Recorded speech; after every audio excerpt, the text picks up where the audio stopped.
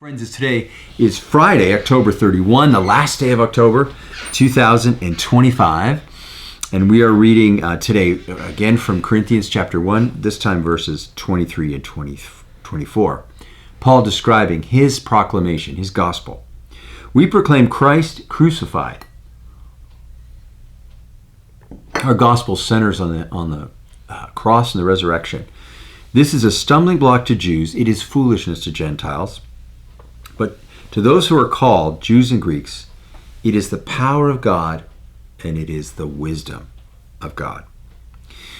So yesterday I talked about the problems of the cross for Jews that expected a glorious Messiah and didn't associate suffering and divinity.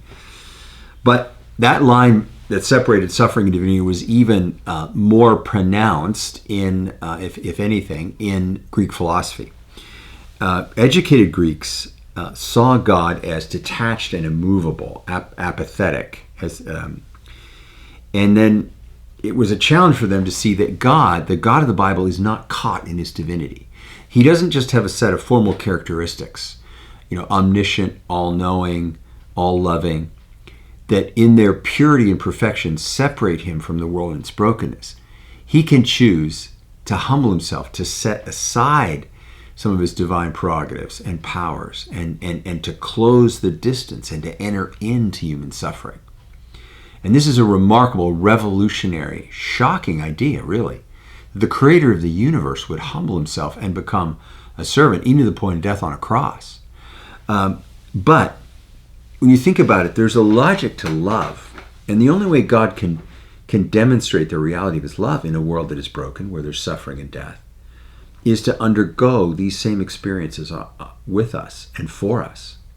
And on our behalf, to fight through the things that diminish our lives, the guilt and the shame on the one hand, the results of sin, and the death and mortality on the other.